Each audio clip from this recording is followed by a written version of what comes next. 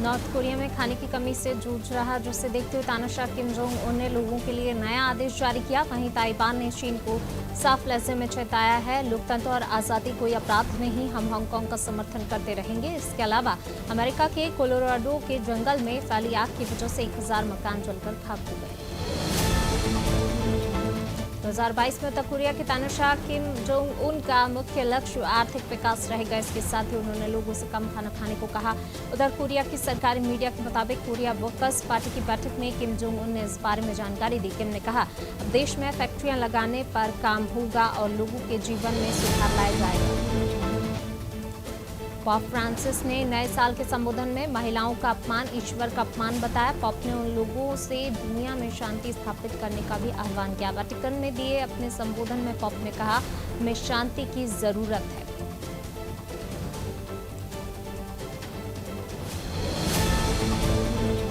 Taiwan की राष्ट्रपति साई इंग-वेन ने शनिवार को बॉर्डर पर चीन की बढ़ती घुसपैठ और देश की आज़ादी और लोकतंत्र पर बड़ा बयान दिया। साई ने कहा, लोकतंत्र और आज़ादी कोई अपराध नहीं, हांगकांग का समर्थन करते रहेंगे, ताइवान को और बेहतर बनाएंगे।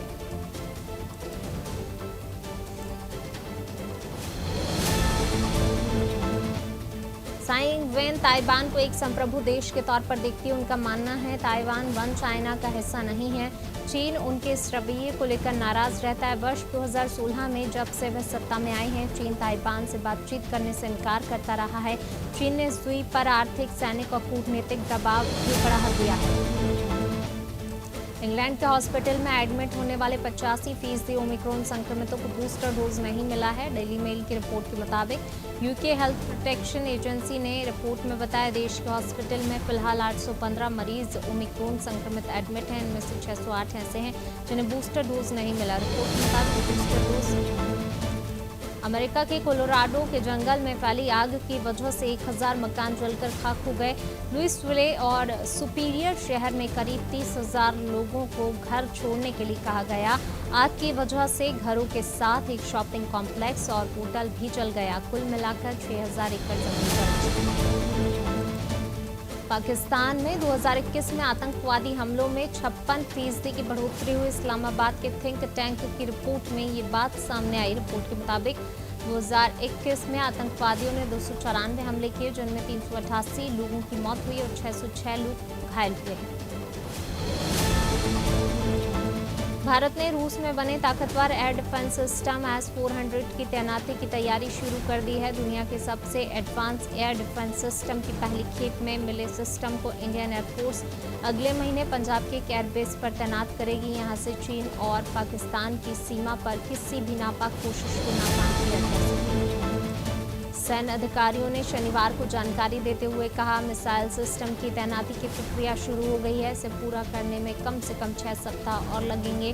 मिसाइल सिस्टम की पहली रेजिमेंट को इस तरह से तैनात किया जा रहा है कि वह उत्तरी क्षेत्र में चीन की सीमा के कुछ हिस्सों के साथ पाकिस्तानी बॉर्डर को कवर कर सके।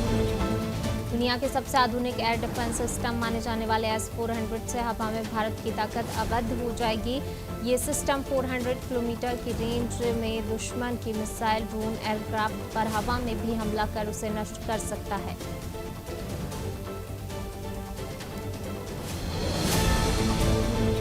दुनिया इस वक्त कोरोना महामारी के लॉकडाउन से उभरी भी नहीं थी कि एक और नई लहर ने दस्तक दे दी है। हालांकि दुनिया की बड़ी आबादी का टीकाकरण हो चुका है। इन सब के बावजूद दुनिया में शराब और सिगरेट पीने की लत भी बढ़ रही है। खासकर यूरोपीय देशों में तो नशाखोरी ने चिंता बढ़ा दी है। वजह है, वहाँ युवाओं ने नशे का जाल फैलता जा रहा है। पाकिस्तानी तालिबान के साथ मुठभेड़ में पाकिस्तानी सेना के 4 सैनिक की मौत हो गई। पाकिस्तानी सेना ने शुक्रवार को इस बारे में जानकारी दी। सेना के मुताबिक सुरक्षा बलों ने उत्तरी वजीरिस्तान के मीर अली शहर में तालिबान के ठिकानों पर छापेमारी की थी। इस दौरान तालिबान की तरफ से जवाबी फायरिंग की गई।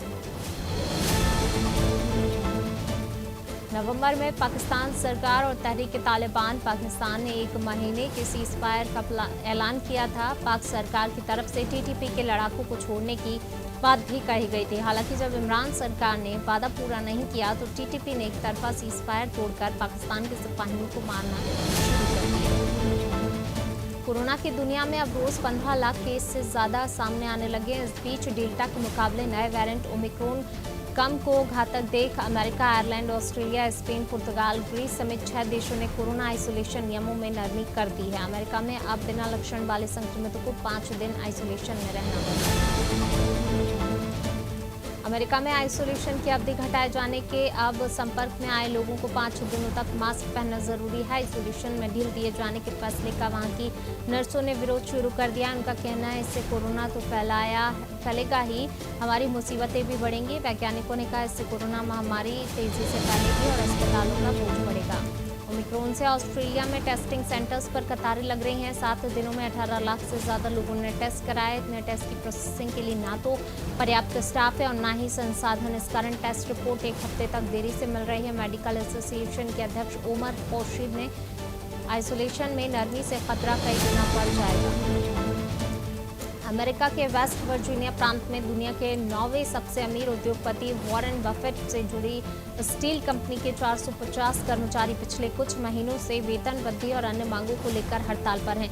इस बारे में अमेरिकी सीनेटर बर्नी सैंडर्स ने बफेट को एक चिट्ठी लिखी। सैंडर्स ने इसमें कहा हड़ताली कर्मचारियों की मांगों पर विचार करें। जामिया मिलिया ऑक्सफेम इंडिया समेत देश के 12,000 से ज्यादा गैर सरकारी संगठनों का foreign contribution regulation act licence शुक्रवार यानी 31 दिसंबर को समाप्त हो गया। ये संस्थान विदेशों से मिलने वाला चंदा या दान की राशि नहीं ले पाएंगे। गृह मंत्रालय ने शनिवार को बताया 6,000 से ज्यादा एनजीओ में अधिकांश लाइसेंस आवेदन नहीं किया था। उदयपुर के एक व्यवसायी का अमेरिका में मर्डर हो गया है। उदयपुर के बंसीलाल साहू 10 महीने से अमेरिका में रह रहे थे। उनकी बेटी अमेरिका में ही रहती हैं। उनके दामाद का अमेरिका के मैटफर्ड में होटल है। शुक्रवार को उनके घर में कुछ बदमाश लूट के इरादे से घुसे। उन्होंने रोकने का प्रयास किया। हार्ट मरीज बंसीलाल को बदमाशों ने बुरी तरह पीटा। भारत ने शनिवार को नए साल के मौके पर अफगानिस्तान को इंसानी मदद के तहत कोरोना वैक्सीन की 5 लाख डोज सौंपी। विदेश मंत्रालय की तरफ से बताया वैक्सीन की एक खेप काबुल स्थित इंदिरा गांधी अस्पताल को सौंप दी गई है।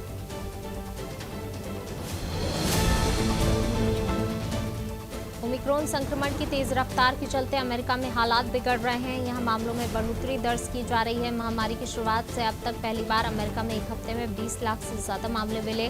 साल के आखिरी हफ्ते में अमेरिका में 24,09,000 केस मिले। इससे पहले जनवरी 2021 में 3 से 9 तारीख के बीच सबसे ज्यादा मामले मिले थे।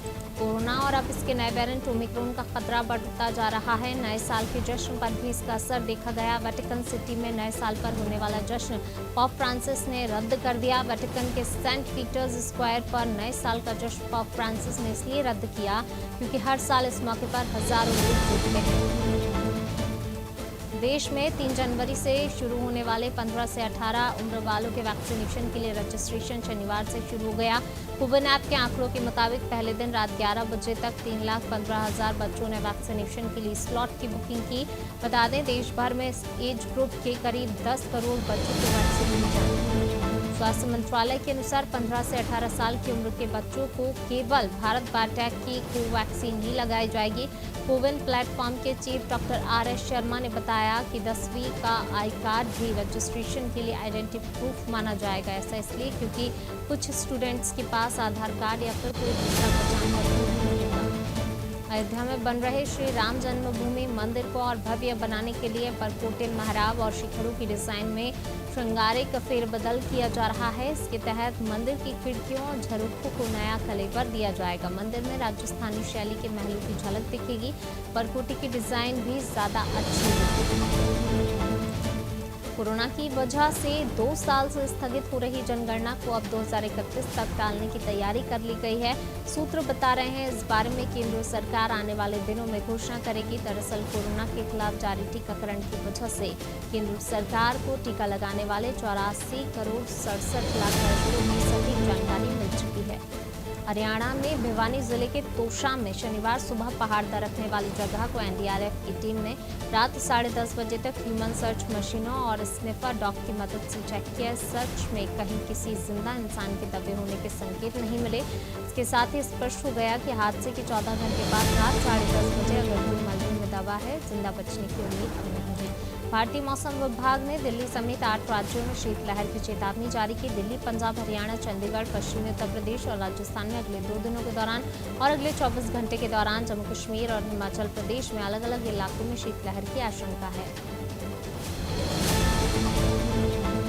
दिल्ली में ओमिक्रॉन के खतरे के बीच कोरोना मामलों में 50% का भारी इजाफा दर्ज किया गया। राजधानी में शनिवार को 2716 लोग संक्रमित पाए गए और एक की मौत हो गई। वहीं कोविड पॉजिटिविटी रेट 3.64% दर्ज किया गया। शनिवार का इजाफा 21 मई के बाद सबसे अधिक है।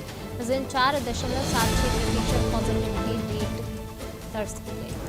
पिछले 1.5 साल से भारत और चीन की सेनाओं के बीच वास्तविक नियंत्रण रेखा पर चल रही टेंशन नए साल के पहले दिन गायब दिखाई दी।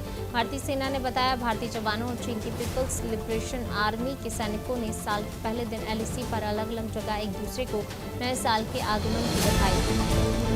जम्मू कश्मीर में शनिवार को भूकंप के तेज झटके महसूस किए गए। रिक्टर स्केल पर इसकी तीव्रता 5.1 मापी गई। नेशनल सेंटर फॉर सीस्मोलॉजी के मुताबिक भूकंप शाम 6:45 पर आया। इसका centre point Afghanistan Tajikistan border पर था।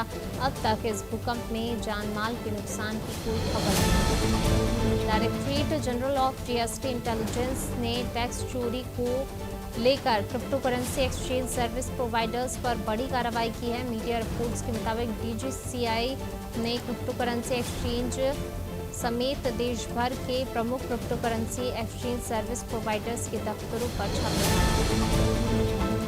उत्तराखंड के चमोली जिले के world famous skiing spot Auli में 2 टूरिस्ट के शव मिले हैं। जोशीमठ के एसडीएम कुमकुम जोशी ने बताया, दोनों टूरिस्ट के शव औली के करीब गौरसन बुग्याल में बर्फ के नीचे दबे मिले हैं।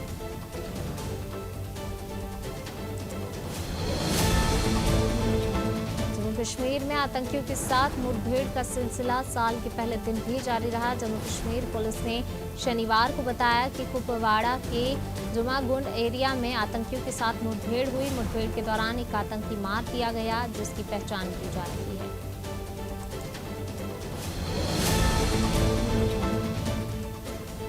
तमिलनाडु की राजधानी चेन्नई में भारी बारिश हुई। बारिश के चलते सड़कों पर पानी जमा हो गया, जिससे लोगों को आवाजाही में परेशानी हो रही है। कई इलाकों में तो घरों और दुकानों में भी पानी घुस गया।